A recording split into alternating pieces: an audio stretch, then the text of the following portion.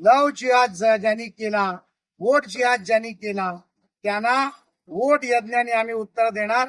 यांना भीत नाही, यांना भीक घालत नाही. 4 जून नंतर ईट का जवाब पत्थर से मिलेगा. यामध्ये शरद पवार ह्याच्यातले प्राचार्य आहेत. 50 वर्षाच्या इतिहासामध्ये शरद पवारांनी हेच उद्योग केले. ही पवार साहेबांची आणि उद्धव ठाकरेजींची एक मिलीभगत आहे. पराभव दिसल्यानंतर ईव्हीएम खराब होतं, खोटं मतदान झालं, पैसे वाटले, या सगळ्या गोष्टी त्यांनी सिद्ध कराव्या आणि मग त्यामध्ये बोलू. काय एकंदरीत प्रकरण आहे? सायन मध्ये मोठ्या संख्येने कार्यकर्ते जमलेले आहेत. काय वाद झाला नाही? दक्षिण मध्य मुंबई जिल्ह्यातील 172 वॉर्ड पैकी सुंदरनगर या बूथवरती शकील आणि इजाज नावाच्या गुंडांनी भारतीय जनता पार्टीचा टेबल कॅप्चर करण्याचा प्रयत्न केला. 15-20 लोकांनी जयस्वाल नावाच्या आमच्या वॉर्ड अध्यक्षाला शर्टाला कॉलर पकडून पोटात चाकू घुसवून तात्काळ बूथ बंद कर अशा प्रकारची धमकी दिली. त्यानंतर आमच्या राजेश शेवारकर तिथे गेल्या असता त्यांच्याशी त्यांनी चुकीच्या पद्धतीने वर्तन केलं. मग मी स्वतः तिथे आमदार म्हणून त्या ठिकाणी मी गेला असता त्या लोकांनी पळ काढला, परंतु पोलिसांकडे त्याचे ते सीसीटीव्ही फुटेज आले.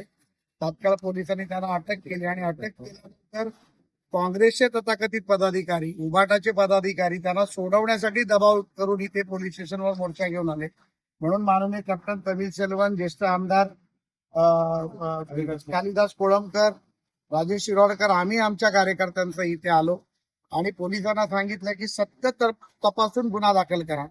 आता पोलिसांनी त्यावर धमकी देणे, धमकीचा प्रयत्न करणे, बूथ कॅप्चर करायचा प्रयत्न करणे आणि प्लॅनिंग करणे अशा प्रकारचे गुन्हे दाखल केलेले आहेत आणि 2 आरोपींना अटक केलेली.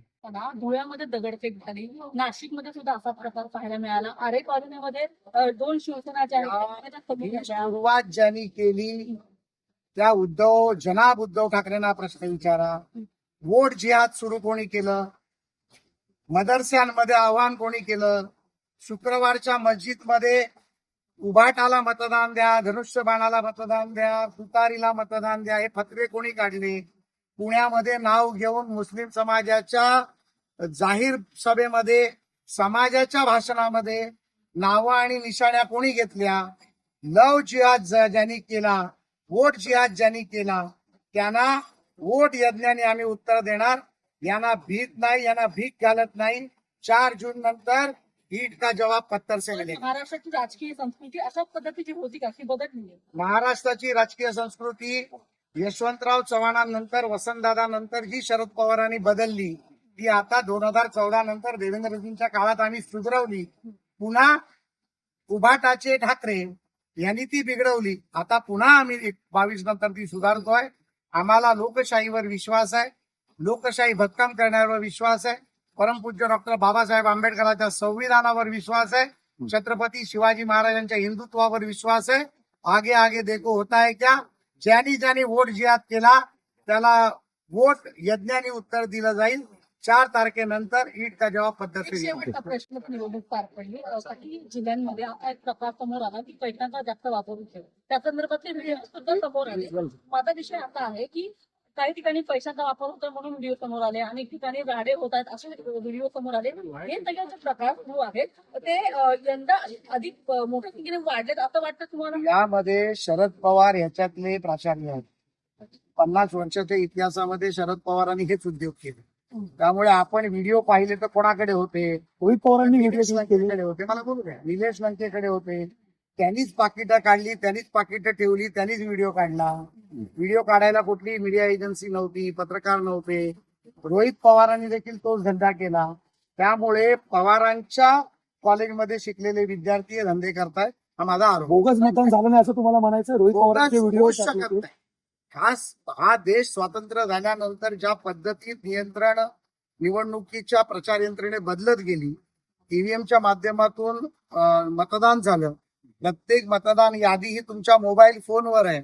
अशा परिस्थितीत मतदार जागृत असताना, देशाचं इलेक्शन कमिशन ऑफ इंडिया त्याच्यासाठी जागरूकता निर्माण करत असताना, केंद्राचं सरकार, राज्याचं सरकार मतदानाला या म्हणून सांगत असताना अशा प्रकारच्या गोष्टी होणं शक्य नाही.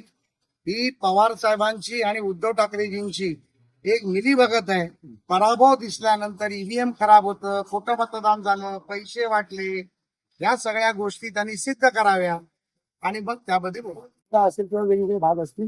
जितेंद्र आव्हाड आरोप करतात की महाविकास आघाडीची मतं कमी करण्यासाठी अशा प्रकारे हा गोळ घातला गेलेला. जितेंद्र आव्हाडला रडायच्या पलीकडे काही येत नाही. सातत्याने टीव्हीवर राहणं, स्टंटबाजी करणं आणि टीव्हीच्या माध्यमातून जनतेला फसवण्याच्या पलीकडे जितेंद्र आव्हाडाने आतापर्यंत 20 वर्षाच्या राजकारणात काही केलं नाही. ज्यांचा त्याला पुळका येतो त्या पुळक्यासाठी तो टीव्हीवर येतो. मला वाटतंय की जिथे जिथे यंत्रणा बिघडल्या होत्या तिथे तिथे निवडणूक आयोगाने तो पूर्ण करण्याचा प्रयत्न केला.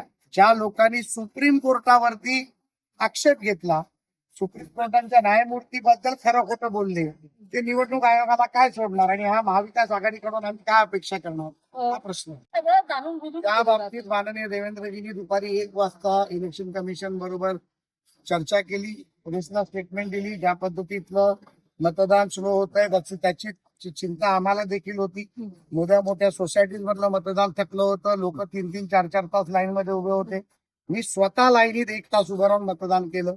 त्यामुळे मला वाटतं की ही प्रक्रिया ही निवडणूक आयोगाची प्रक्रिया आहे. यामध्ये ज्या पद्धतीमध्ये मतदान कमी झालं म्हणून उद्धव ठाकरे रडताय, त्यांना स्पष्टपणे त्यांचा पराभव दिसतोय.